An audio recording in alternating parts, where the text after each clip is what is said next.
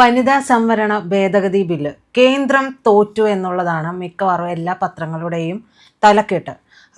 കേന്ദ്രം തോറ്റത് തന്നെയാണോ? അതിനകത്ത് ഈ ബില്ല് ഇത് കൊണ്ടുവരുമ്പോൾ തന്നെ കേന്ദ്ര സർക്കാരിനറിയാം ഇത് പാർലമെൻറ്റിൽ പരാജയപ്പെടുമെന്ന്. പക്ഷേ എന്നിട്ടിത് എന്തുകൊണ്ട് കൊണ്ടുവന്നു? സാധാരണ ഈ BJP-യുടെ അല്ലെങ്കിൽ കേന്ദ്ര നേതൃത്വത്തിൻ്റെ അല്ലെങ്കിൽ മോദിയുടെയും അമിത്ഷായുടെയും ഉള്ള ഈ സംയുക്തമായ ഏർപ്പാടുകൾ എന്ന് പറയുന്നത് ഇങ്ങനൊരു സംഗതി കൊണ്ടുവരുമ്പോഴത്തേക്ക് ഇതിന് ദൂരവ്യാപകമായ ഒരു പ്രത്യാഘാതങ്ങളുണ്ടാവും. ഇത്തരം പ്രത്യാഘാതത്തെ BJP അനുകൂലമാക്കി ഉപയോഗിക്കുക, അങ്ങനെ ജനങ്ങളുടെ പിന്തുണ ആർജിച്ച് തെരഞ്ഞെടുപ്പിൽ വിജയിക്കുക എന്നൊരു തന്ത്രം BJP-യുടെ ഒരു മൊത്തത്തിലുള്ളൊരു ഈ തന്ത്രങ്ങളുടെ പിന്നിലുണ്ട്. അത് പലപ്പോഴും ഇത് കോൺഗ്രസ്, വിശേഷിച്ചും രാഹുൽ ഗാന്ധിയൊക്കെ ഇതിൻ്റെ ഇരയായിട്ട് മാറുന്ന ഒരു സംഗതി നമുക്ക് കാണാറുണ്ട്. ചില സന്ദർഭങ്ങളിൽ ഡൈവേർട്ട് ചെയ്ത് വിടാൻ വേണ്ടിയിട്ട് ചില സന്ദർഭങ്ങളിൽ ഇതുപോലെ BJP ചില തന്ത്രങ്ങൾ കാണിക്കും. അതിനകത്ത് രാഹുൽ ഗാന്ധി കയറി പിടിക്കും. അങ്ങനെ ഇതുകൊണ്ട് ഉദാഹരണത്തിന് ഇപ്പോൾ വോട്ട് ചോരി തന്നെ ഈ കഴിഞ്ഞ ഇലക്ഷനിൽ ഇതൊരു വലിയ സംഭവമായിട്ട് ബീഹാർ ഇലക്ഷനിലൊക്കെ പാവം നല്ലോണം അധ്വാനിച്ചു രാഹുൽ ഗാന്ധി. അതിനു മുമ്പ് രാജ്യത്തിൻ്റെ തെക്കും വടക്കും കിഴക്കും പടിഞ്ഞാറും ഒക്കെ അദ്ദേഹം നടക്കുകയൊക്കെ ചെയ്ത്, എന്നിട്ട് പക്ഷേ അദ്ദേഹം കൊണ്ടുവന്ന് ഈ വോട്ട് ചോരി സംഗതിയാണ് കൊണ്ടുവന്നത്. ഈ വോട്ട് ചോരി സംഗതിയിൽ മാത്രം പിടിച്ചു. അവസാനം ഫലം വന്നപ്പോൾ അത് ഏറ്റിയില്ല. രാഹുൽ ഗാന്ധിയുടെ മാത്രമായിട്ടുള്ള ഒരു വ്യക്തി, ഒരു കോൺഗ്രസിൻ്റെ പോലും ഉള്ള ഒരു പ്രചാരണമായിട്ടത് മാറ്റാൻ കഴിഞ്ഞില്ല. കാരണം പല സംസ്ഥാനങ്ങളിലും കേരളത്തിൽ പോലും കോൺഗ്രസ് നേതാക്കൾ പോലും കാര്യമായിട്ടുള്ളൊരു പ്രാധാന്യം കൊടുത്തില്ല. രാഹുൽ ഗാന്ധി മാത്രം ഇത് ഈ പവർ പോയിൻറ്റ് പ്രസൻറ്റേഷനായിട്ട് കൊണ്ടുവന്ന് പലയിടത്തും കാണിച്ചു. അവസാനം അതിൻ്റെ അഡ്വാൻറ്റേജും BJP-ക്കാണ് കിട്ടുന്നത്. അപ്പോൾ ഇതിൻ്റെ പിന്നിൽ എനിക്ക് പലപ്പോഴും തോന്നിയിട്ടുള്ളത് ഈ കോൺഗ്രസ്സിനെ ഉപദേശിക്കുന്ന ഈ PR ഏജൻസികൾ BJP-യുടെ കേന്ദ്ര നേതൃത്വം നടത്തുന്നതാണോ എന്നൊരു സംശയമുണ്ട് പലപ്പോഴും. എല്ലാവരുടെയും സംശയം ഇപ്പം മനസ്സിലായില്ലേ? അപ്പോൾ ഇതിൻ്റെ പിന്നിലും ഈ ബില്ലിപ്പോൾ കൊണ്ടുവന്നതിൻ്റെ പിന്നിൽ എന്തോ ഒരു സംഗതി ഇപ്പോഴും ഗുപ്തമായി ഇരിപ്പുണ്ട്. അതിന് വരുന്ന ആളുകളിലായിരിക്കും അത് എങ്ങനെയാണിത് ഈ വനിതാ റിസർവേഷൻ സംവരണ ബില്ല് അട്ടിമറിക്കപ്പെട്ടത്, BJP എങ്ങനെയാണിത് 2029 തെരഞ്ഞെടുപ്പിലേക്ക് ഉപയോഗിക്കാൻ പോകുന്നതെന്നുള്ളത് നമുക്കത് കണ്ടറിയേണ്ട ഒരു സംഗതിയാണ്. സത്യത്തിൽ എനിക്ക് തോന്നുന്നു BJP പക്ഷത്തുള്ളവർക്ക് പോലും ഈ സമയത്ത് ഇത് എന്തിനു കൊണ്ടുവന്നു, ഇതിന്റെ ലക്ഷ്യം എന്താണെന്നുള്ളത് ഇതുവരെ മനസ്സിലായിട്ടില്ല എന്നുള്ളതാണ്. അതാണ് പറഞ്ഞത്. ഇപ്പം ഇവരിത് കൊണ്ടുവരുന്ന സമയത്ത് ഏതെങ്കിലും ഗുണകരമായ ഒരു ലക്ഷ്യത്തെ മുന്നിൽ കാണാതെ കൊണ്ടുവരില്ല എന്നുള്ളത് 100% ഉറപ്പാണ്. അത് തോൽക്കും, പാർലമെൻറ്റിൽ പരാജയപ്പെടും എന്നുള്ള അറിവോടുകൂടിയും തന്നെയാണ് കൊണ്ടുവന്നിരിക്കുന്നത്. അപ്പോൾ അത് ഏതെങ്കിലും ഒരു നിലവിലൊരു സംഗതിയിൽ നിന്ന് നമ്മുടെ രാജ്യത്തിൻ്റെ ശ്രദ്ധ മാറ്റി കൊണ്ടുപോകാനാണോ, അതോ ഇനി അതേ സമയത്ത് ശ്രദ്ധ മാറ്റുകയും അതേ സമയത്ത് ഇതിനെ ഒരു വലിയ വിഷയവുമാക്കി മുമ്പോട്ട് കൊണ്ടുപോകാനാണോ ഈ വിഷയം കൊണ്ടുവന്നുള്ളത് ഒരു സംശയമുണ്ട്. രണ്ടായാലും ഇപ്പോൾ ഉദാഹരണത്തിന് ഇപ്പോൾ ഈ 543 അല്ലെ 540 3 പേര് നോമിനേറ്റഡ് മെമ്പേഴ്സാണ്. ഈ 850 കൊണ്ടുവരുന്നു. ഈ 850 കൊണ്ടുവരേണ്ട ഇതിൻ്റെ ഒരു ആവശ്യകത അതുപോലും യഥാർത്ഥത്തിൽ ഇന്നലെ ഈ നടന്ന ചർച്ചകളിൽ പ്രതിപക്ഷത്തിന് ഉന്നയിക്കാൻ പറ്റിയിട്ടില്ല, ആരും അത് ചൂണ്ടിക്കാട്ടിയിട്ടില്ല. ഇപ്പം 540 നിന്ന് 850 ആക്കുമ്പോഴേക്കും അതൊരു വലിയൊരു ജനക്കൂട്ടം ആയി മാറും എന്നുള്ളതല്ലാതെ ജനായത്ത സംവിധാനത്തിനോ അല്ലെങ്കിൽ നമ്മുടെ രാജ്യത്തിനോ വലിയ ഗുണമുണ്ടാകാൻ പോകുന്നില്ല. കാര്യം ഇപ്പോൾ 543 ഉള്ളതിൽ തന്നെ എത്ര പേർക്കാണ് പലപ്പോഴും അവിടുത്തെ ഈ പ്രൊസീജിയറിൽ പങ്കെടുക്കാൻ പറ്റുന്നത്? അല്ലേ? വളരെ അപൂർവം മാത്രമേ എല്ലാവർക്കും ഈ പാർലമെൻറ്റിലെ പല ചർച്ചകളിലൊക്കെ പങ്കെടുക്കാൻ പറ്റുന്നുള്ളൂ. അപ്പോൾ ഈ വെറുതെ കാഴ്ചക്കാരായിട്ട് പോയിട്ട് ഈ ഒരു ജനക്കൂട്ടം പോയിട്ട് തിരിച്ചു വരണം. അത് മാത്രമല്ല, ഇത് ഭയങ്കര കോസ്റ്റ്ലി അഫെയറുമാണ്. പണ്ടൊരിക്കൽ ജവഹർലാൽ നെഹ്റുവിൻ്റെ പ്രസിദ്ധമായ ഒരു പ്രയോഗം തന്നെ ഉണ്ട്. ഇങ്ങനെയുള്ള ഇതിൻ്റെ ഈ ജനായത്ത സംവിധാനത്തിന് ഇങ്ങനെ ഈ ഇലക്ഷനെയും മറ്റു കാര്യങ്ങളും പാർലമെൻറ്റിനെയൊക്കെ റൺ ചെയ്യുന്നതിന് ഉണ്ടാകുന്ന ഈ വമ്പിച്ച സാമ്പത്തിക ബാധ്യതയെക്കുറിച്ചിട്ട് പറഞ്ഞപ്പോൾ അന്ന് നെഹ്റു പറഞ്ഞത് ഡെമോക്രസി ഈസ് കോസ്റ്റ്ലി എന്നാണ് പറഞ്ഞത്. അപ്പോൾ ഇതൊന്ന് ആലോചിച്ച് നോക്കുക, ഈ 540 നിന്ന് 850 വരുമ്പോഴത്തേക്ക് അതും നമ്മളുടെ രാജ്യത്തിനുണ്ടാകാൻ പോകുന്ന സാമ്പത്തികമായൊരു ബാധ്യത. അതുകൊണ്ട് പ്രയോജനമുണ്ടോ? അതും ഉണ്ടാവുന്നില്ല.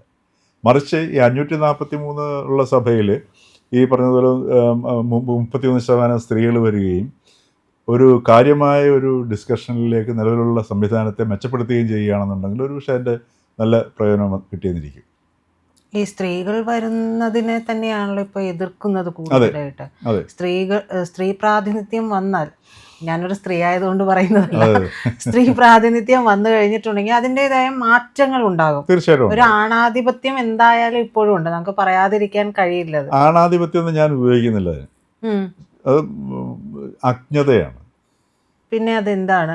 ഭൂരിഭാഗവും അത്രയും തന്നെയല്ലേ? അജ്ഞതയാണ്. കാരണം എന്ന് വെച്ച് കഴിഞ്ഞാൽ ആണുങ്ങൾക്ക് ഈ സ്ത്രീകളുടെ കണക്ക് ചിന്തിക്കാനും വിഷയങ്ങളെ കാണാനുള്ള ശേഷിയില്ല. അത് ശേഷി ഉണ്ടാകുമ്പോഴാണ് അവരുടെ ഒരു ക്വാളിറ്റി വർദ്ധിക്കുന്ന സംഗതി. അപ്പോൾ അതുകൊണ്ട് നമ്മളെ ആണുങ്ങൾക്കത് ഇങ്ങനെയുള്ളതുകൊണ്ട് ആണാധിപത്യം നമുക്ക് പൊതുവെ പറയാമെങ്കിലും അത് ശുദ്ധമായ അജ്ഞത കൊണ്ടാണ് അത് സംഭവിക്കുന്നത്. ഇപ്പോൾ എന്തുകൊണ്ടാണ് ഈ 33% സംവരണം നിലവിലുള്ള സഭകളിൽ കൊടുക്കാൻ പറ്റാത്തത്?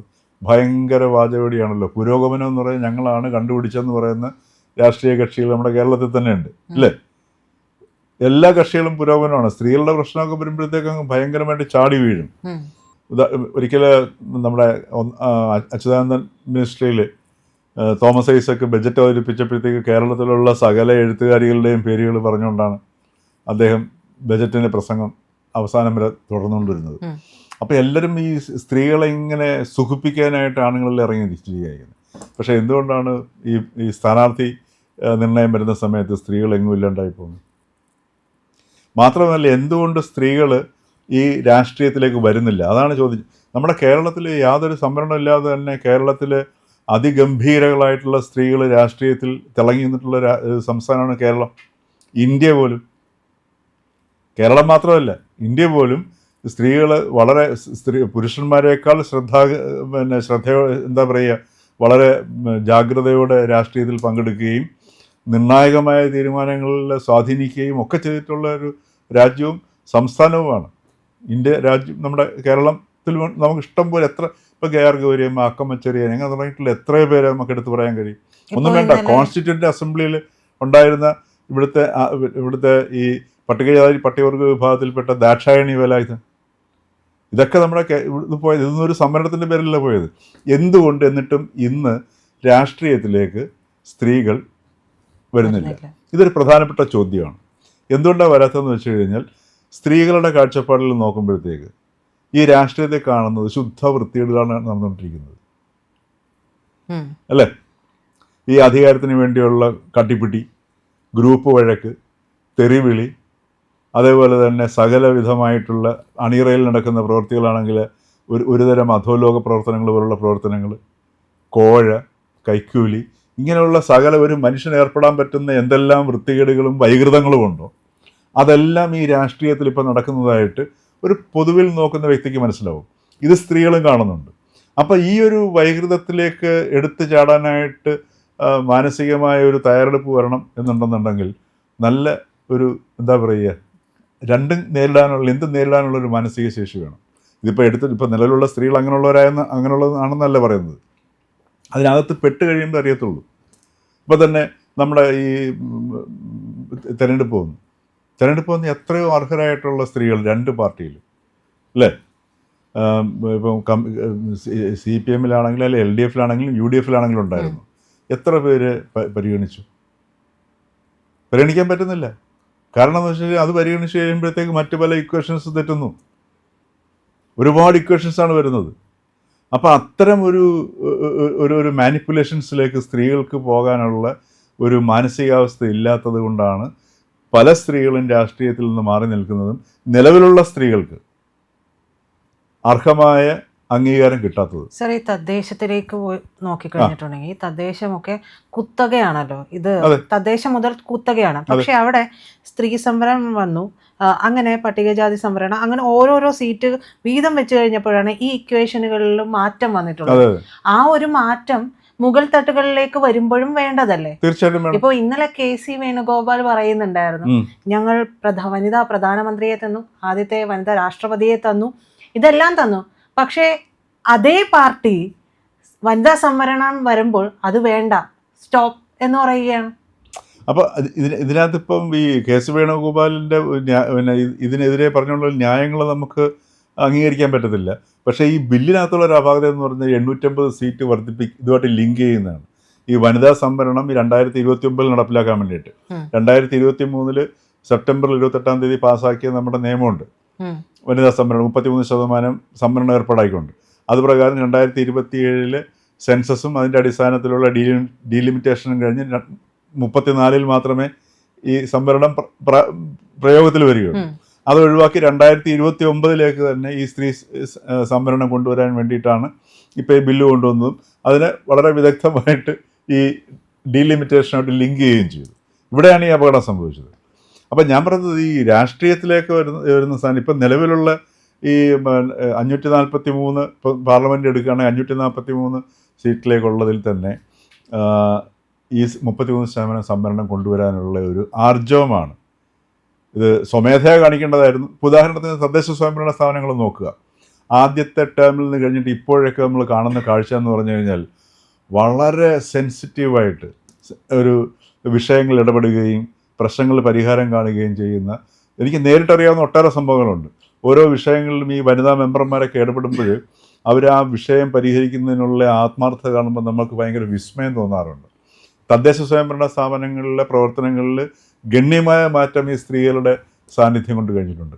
ഇതേപോലുള്ള മാറ്റം ഇപ്പോൾ നിയമനിർമ്മാണത്തിലാണെങ്കിൽ പോലും ഒട്ടേറെ സംഗതികളിൽ ഈ സ്ത്രീകളുടെ പാർട്ടിസിപ്പേഷൻ വരുമ്പോഴത്തേക്ക് ഈ നിയമങ്ങളുടെ തന്നെ ഒരു സ്വഭാവത്തിലേക്ക് മാറ്റങ്ങളുണ്ടാവും. അപ്പോൾ അതിന് ഈ പറഞ്ഞതുപോലെ ഈ ആണുങ്ങൾ അവർ കട്ടിച്ചു പിടിച്ചിങ്ങനെ ഇരിക്കുകയാണ് ചെയ്യുന്നത്. അപ്പോൾ അതിന് ആണാധിപത്യം എന്നൊക്കെ പറയുന്നത് പോലും ശരിയല്ല, തികഞ്ഞ അജ്ഞതയിലാണ്, അജ്ഞത കൊണ്ടാണ്. അതായത് അജ്ഞതയിൽ നിന്നാണ് ഈ ആക്രാന്തവും ആർത്തിയൊക്കെ വരുന്നത്.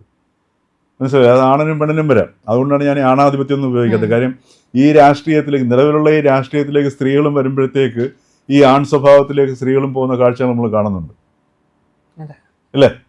അപ്പോൾ അതുകൊണ്ട് ഒരു സ്ത്രീകളുടെ സാന്നിധ്യം ഒരു നിർണായകമായ രീതിയിൽ വന്നു കഴിഞ്ഞാൽ ഒരു സംശയം വേണ്ട, നമ്മളുടെ നിയമത്തിൻ്റെ ഭാവം തന്നെ മാറും എന്നുള്ളതിൽ സംശയമില്ല.